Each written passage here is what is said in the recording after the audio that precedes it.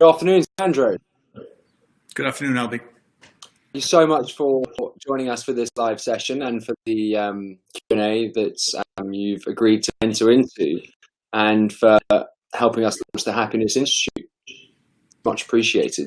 The first question that's come in is, how can we maintain our mental health and help our communities while still maintaining strict physical distancing protocols? Yeah, it's a great question. In many respects, there's never been a more important time to maintain our mental health. And, I've been very happy that the language has shifted from social distancing to physical distancing. Initially, we started talking about social distancing. But the key is we should not be social distancing. We should be physical distancing. And physical distancing means you and I are not in the same place. But how do we maintain our community? Well, we are talking. We are actually involved in something that is together. The Happiness Festival that you've created is exactly an example of that. We have used tools that are available to us to create social proximity while maintaining physical distance. And I actually think that should color everything we do. I think in some respects, because we cannot be physically present, we have to make an ever greater effort to use technologies available to us to narrow social distance. Thank you for that answer. One of the people that I interviewed was very optimistic about where we are at the moment, which was uncharacteristic, given that he is a grumpy northerner. And he basically said to me that one of the things about finding solutions is you've got to really understand the problem. And he said, basically, we understand a lot of the problems with our societies at the moment, particularly to do with how we respond to pandemics. Would you share that optimism in terms of understanding of how we, of a superior understanding of how we understand the problems we face on the healthcare side?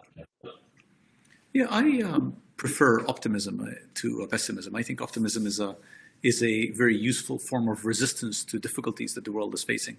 So yes, I share optimism on principle. Now, on pragmatics, we are going through an extraordinary period. I mean, in many respects, it's a joyless period as people are isolated. It's actually hard to find joy, hard to find pleasure.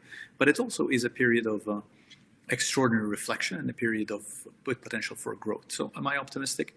Yes. Look, this period is hitting a lot of people very hard, and one has to have the suitable respect for that, for the challenges the moment entails. But this too shall pass. The moment shall pass. In human history, moments like this have come. They have all passed. We are better prepared now for an epidemic like this than we've ever been in human history. That does not obviate the bungling and the mishandling that has happened around this. But leaving that aside, this moment shall pass. And the question is, do we learn from this moment and emerge stronger from it? And I would rather believe that we will and that we shall than the alternative.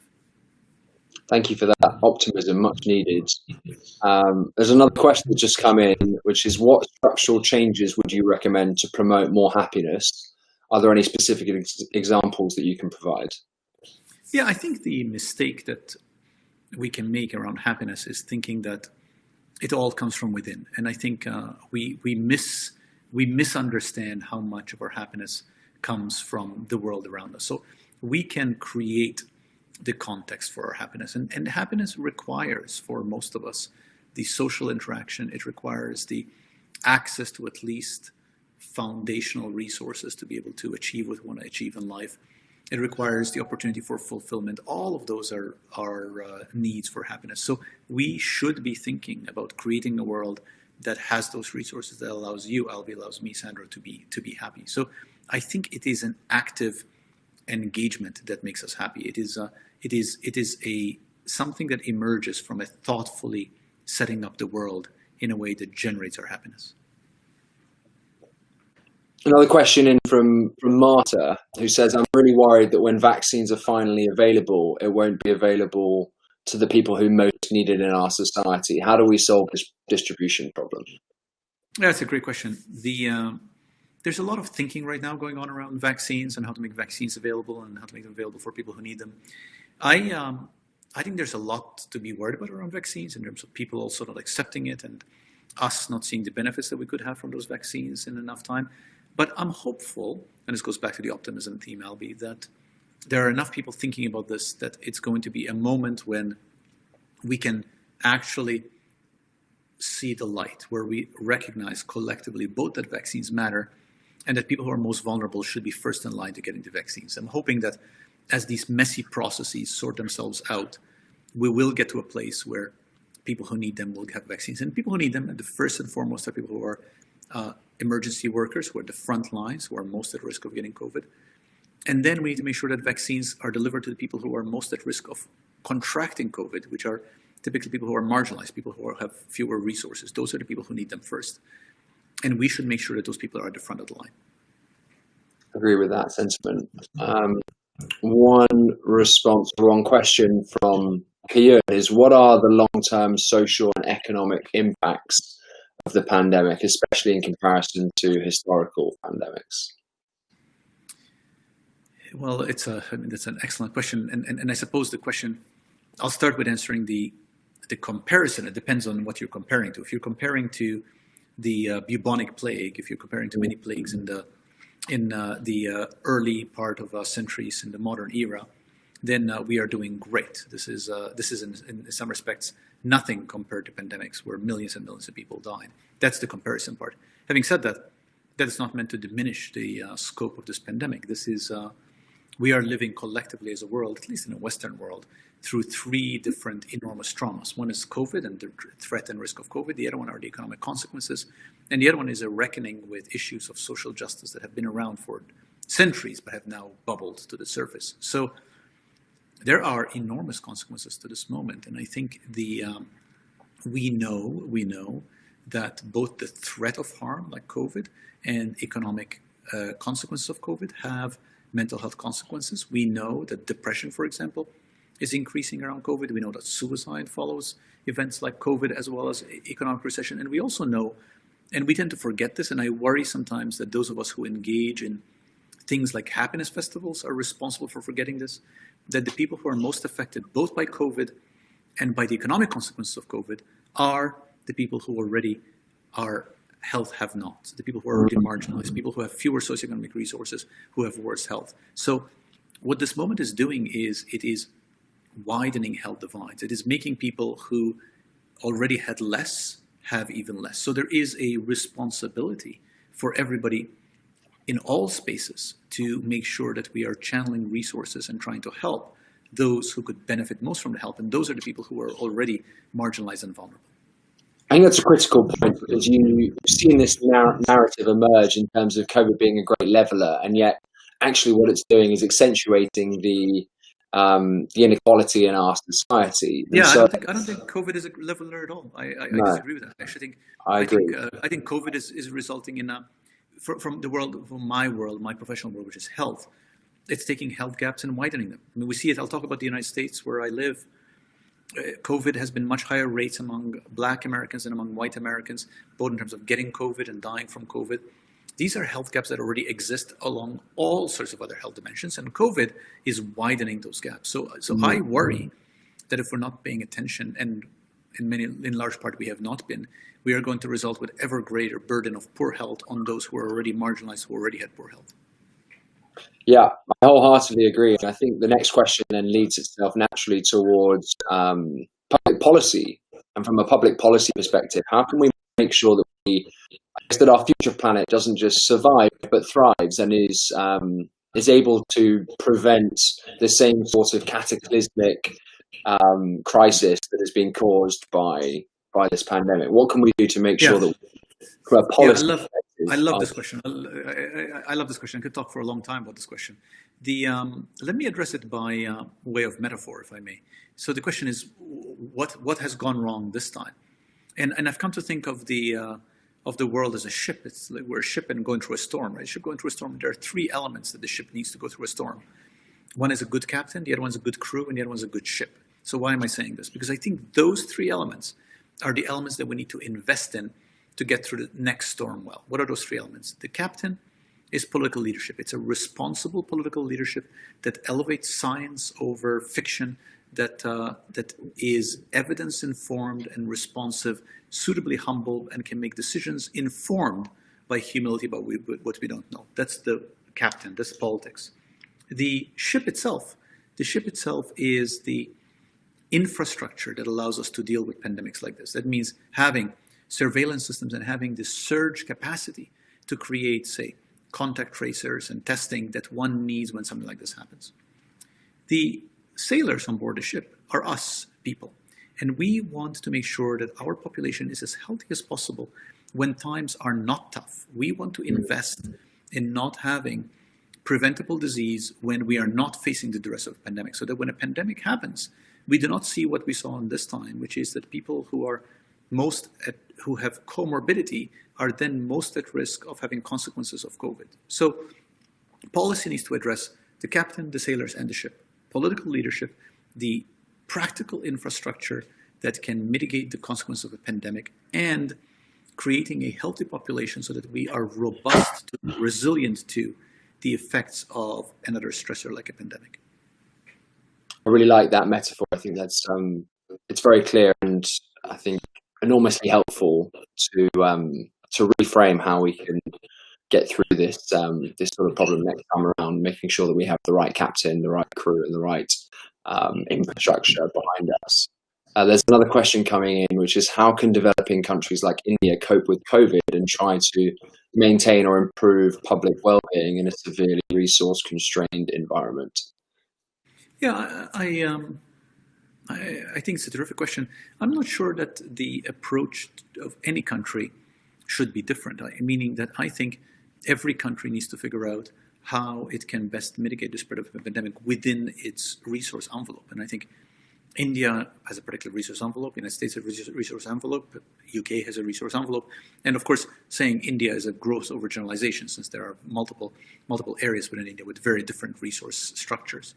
Fundamentally, to mitigate the spread of a pandemic, one needs to minimize interpersonal contact. That's at a simple level of risk mitigation. That's what we need to do. If we all stayed in our couches and saw no other humans, given that this is person-to-person transmission, there would be no spread of the virus. That has to be balanced with the need to have a society that functions, and with us meeting our social needs, our economic needs, because fundamentally everything we do is towards creating a world where we can achieve our aspirations. So in the Indian context, the question is, how can you reduce person-to-person contact while maintaining social functioning? And the answer to that is different in India than it is in the United States. Within the United States, frankly, the answer is different in Massachusetts, where I live, than it is in California. So I really think that in the hubbub, in the noise around COVID, we have lost sight of what we're trying to do. What we're trying to do is reduce interpersonal contact, but do it in such a way that we maintain social and economic function. That makes sense. I'd love to ask you about competition as opposed to collaboration. And I've been reading and it's sort of been very heartwarming to me to understand how epidemiologists are collaborating in a way that wasn't previously seen. And I'm wondering whether, in terms of sort of abstract perception, you feel like the era of competition that we've lived through over the last 30 years, let's say since Thatcher and Reagan implemented sort of capitalist structures that we have in place now, are sustainable moving forward, and whether or not the collaboration that you're seeing both at the state level and the federal level, but also at an individual level or professional level, is going to be sustained, so that we can not only get through this crisis, but rebuild our societies so they're fit for the future, so that rising inequality, as an example, is no longer something that our grandkids are talking about. Yeah, I hope, although I'm not sure that I believe it, but I hope that zero-sum competition is over and done. And I'm talking about specifically about zero-sum competition. Zero-sum competition means that it's the kind of competition where I win, you lose. And that kind of competition fundamentally privileges individuals who, through combination of idiosyncratic circumstance, end up at the front of the line and says nobody else is meritorious. That kind of competition robs us of a wealth of ideas that we should have and that should contribute to our thinking and our doing in a pluralistic society. Competition of the form that encourages us all to do ever better. Competition that is and embracing competition that says we are all in this together, but now let's see how much we can push ourselves. That kind of competition can get us to excellence. So I would like to see zero-sum competition gone. I would like to encourage a compassionate competition, but competition by definition embraces collaboration, because while it says you and I may be in this together and we're trying to see how much we can push ourselves, it also means that by helping each other, we are going to push ourselves further. So I think it's a really complex set of issues, and I think sometimes in a public discussion, we end up being very reductive about this as well. There is capitalism, which is all competitive, and there's socialism, where there's no competition, and it's either one or the other. Well, I think that those are false dichotomies. I think fundamentally, we want a world where we push ourselves to excellence, where we achieve more, where we achieve in artistic expression, technological achievement, in scholarship. That's okay, and it's okay for us to say we want to push ourselves to get to a place of excellence, but to do so in a way where we also protect those who do not necessarily get to the front of the line, to make sure that everybody can live a rich life with dignity. The sort of pragmatism laced with optimism that you're sharing with us today, I think is much needed in politics. I'm sure I'm not the only one on the call that feels that in terms of the US, but also more broadly the European countries. How can we make sure that the captain of those ships that you alluded to earlier are more prepared for these sorts of situations, but also how can we make sure that the quality or the caliber of the politician that we have is moving in the right direction as opposed to the wrong direction? Yeah, I'll take pragmatic optimism as sort of the highest form of compliment, and I actually hope that all our politicians would have pragmatic optimism. I think sometimes hope. There's the aphorism that hope is not a strategy. I agree, hope is not a strategy, but I think hope is a very important part of a strategy. And we want political leadership, captains of the ship, who are pragmatic but also optimistic. I mean, how do we ensure that? Well, I think we ensure that by doing two things. One is obviously by voting for that in the context where we can vote. And the other one is by holding those in public office accountable to a form of being. And actually, although you asked me about politics, and as a result I'm talking about public office, I think that's also true of private enterprises, which shape an increasing part of our lives. I think it's important to hold people in leadership positions in private institutions to that same pragmatic optimism, where hope is a core part of the strategy, but it is not hope that substitutes for careful, pragmatic thinking about decisions that have to be made to get us through the storm. Mm. There's a question here about the university department and how, in light of COVID, they've responded to the crisis, and how, moving forward, is there a shift in terms of your focus to help society more broadly achieve greater well-being, resilience, and happiness? The question was about universities specifically? Yeah, about the university specifically. Yeah. I guess, what role do universities have to play in this? Right. In this crisis? Well, I think I would go to first principles. And what's the fundamental role of universities to begin with? Universities they really do three things. Number one is they generate scholarship, science, and artistic expression. Number two is they prepare the next generation. And number three is, I think universities also have a role in translating their scholarship, their science, their artistic expression to the end of creating a better world. Those are the three things universities do. I don't think that has changed at all. I think the questions we ask, what scholarship is engaged in, what scientific questions that are around, how artistic expression has come to help teach us better about the moment, that should be and has been informed by COVID. I think how we teach our students, both the modality of how we teach digital training, in-person training, the content of our education should be informed by COVID. And I think in terms of translation and engagement in the world, we have seen a number of universities, a number of scholars all over the world who have really been engaged in terms of informing, influencing, inflecting public policy. So I think universities have been carrying out their responsibility there. I think it's been a tough time. It's been a tough time for universities, like it's been for all other institutions. But when I step back from myself, it's a moment in time that teaches us how important universities are.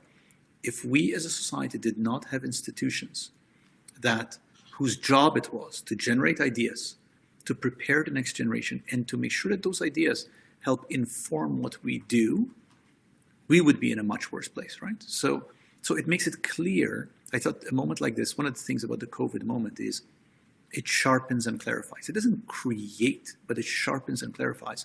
And to my mind, it makes it clear the role that universities play. And Now, of course, it's on universities to rise to the challenge and to do ever better at what they were doing. This goes back to our earlier conversation about collaboration and competition. I think universities are competitive places within themselves and across one another. And that's a good thing. That is a good thing as long as that competition is done with an eye towards ever achieving excellence and in a way that preserves and protects those who are more vulnerable in that competition. The question here about technology, all the way from Napa in the US, about whether or not you're one of those people that sees technology as a panacea for the world's problems, particularly, I guess, the problems that we're facing at the moment, or whether you see it as slightly more nuanced. Yeah, I like technology. I'm a big fan of technology. And at the same time, I don't think it's a panacea for anything. I think technology is a tool. I don't think we live for our tools. I think our tools are means to an end. And the question is, what's our end? And our end, as far as I'm concerned, and I suppose the reason I'm participating in the Happiness Festival is because I think our end is to live rich, fulfilled lives where everybody has a chance to realize their potential. Insofar as technology can help us achieve that, that's great. If technology has no utility in helping us get there, then I'm not interested in technology. So I suppose I'm very pragmatic about the use of technology. I think technology, it's cool. I think technology is cool. I like both new apps, new phones, and new everything. But I also want to make sure that I use that to achieve my ends and not have the technology itself be the end. And what is the most exciting solution that you've seen in terms of technology helping with the COVID response? Is it GPS, or is it more on the sort of vaccine and therapeutics space, or what is it? Well, I'll give you a serious and a less serious answer. I think a serious answer is that the rapidity with which we are approaching vaccine for COVID is extraordinary and unprecedented. If we can get a vaccine in the next year, it will still be 3-4 years faster than any other previous vaccine. And I think that is an enormous testament to the technology behind vaccines and how that has galloped forward quickly. That's high-end technology.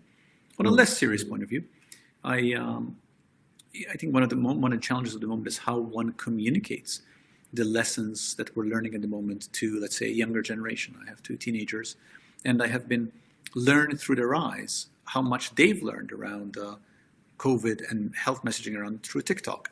And leaving aside the sort of political entanglements of large companies like TikTok, that's fine. I mean, I think that is technology reaching different generations and different generations making use of technology for their own ends. And I think that is interesting and important, and I think we should not forget that.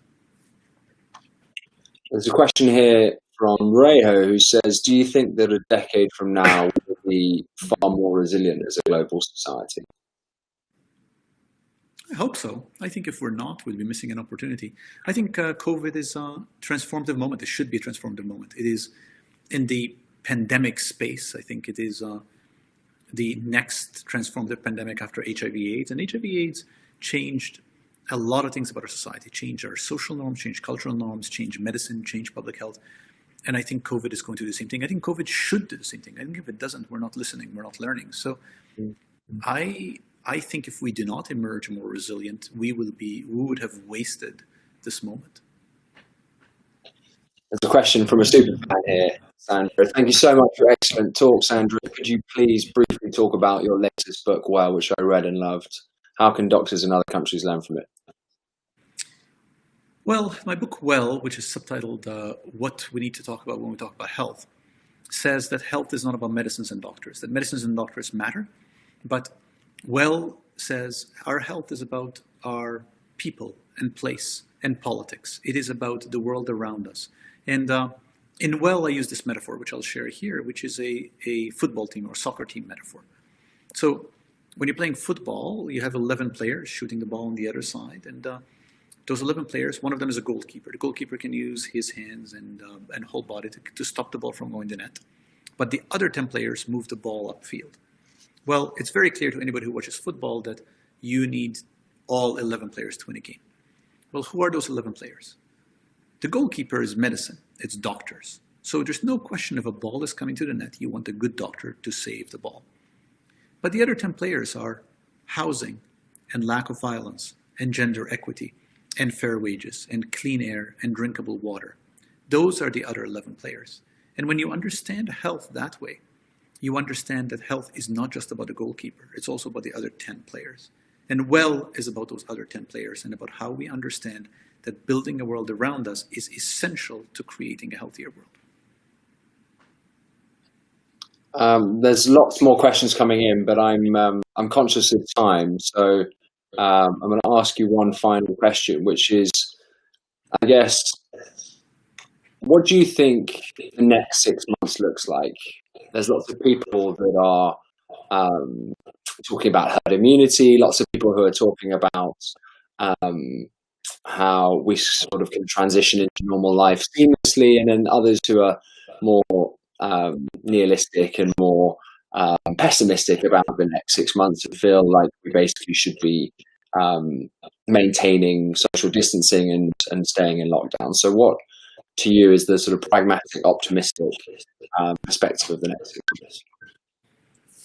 I think the pragmatic, optimistic perspective is it depends on where one is in the world and depends on the stage of the pandemic where one is in the world. I think in places where the case positivity is low and generally WHO standards are under 5%, that is a very good case for slow easing of the lockdowns, for reopening of businesses, re-engaging with life in all its dimensions, while being careful, while wearing masks, while washing one's hands, one trying to minimize social distancing.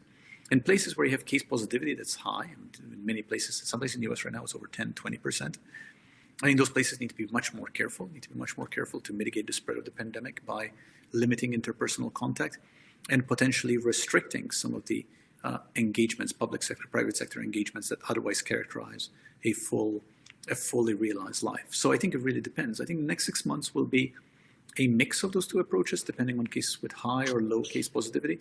And I think the next 6 months will show us whether a vaccine is going to be readily available in early 2021. I hope it is. I think if it is, then we'll be entering a phase of making sure that the vaccine distribution is rational, fair, and just, moving to a world where then we move beyond COVID and learn from COVID and ask really the hard questions. How are we going to restructure the world so that we are resilient and robust to the next pandemic? I'm going to go back on my word and ask you one more question, because another good question has just come in, if you don't mind. Last question. Please. Could you please discuss the importance of global data sharing and the importance of having medicines and public health strategies being developed in a collaborative environment? Yeah, I think if we do not learn the lesson from COVID that health problems are global problems, then I don't know when we ever will. COVID has shown there's no such thing as blocking yourself off as a country and isolating yourself from the world. We are all part of an interconnected world. With that same spirit, data should be available widely. We should be collecting data abundantly. We should make the data available. There are historic, almost psychological barriers to data sharing, to this notion that we should be careful about data ownership. The truth is, we often use things like privacy as a bit of a fig leaf for our anxiety around sharing data. The world is better with data being widely available. There are a lot of smart people out there who can do things with data and illuminate what we're going through by having data widely available. So I really hope that what emerges from this moment is an awareness that we should have widely available data to inform how we think and inform how we act in a moment like this. Sandro, thank you so much for your time and for participating in the Happiness Institute. Have a wonderful afternoon. And I think your brand of pragmatic optimism has certainly left an impression on me. Thank you very much. Have a great afternoon. Bye-bye.